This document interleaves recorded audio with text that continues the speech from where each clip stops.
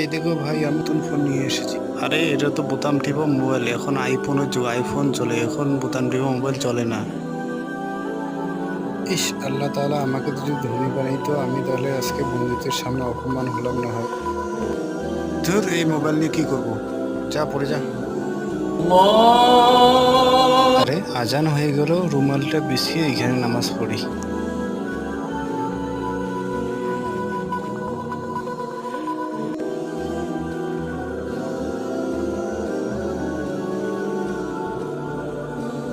দাঁড়াও বাবা, এটা কি তোমার ফোন?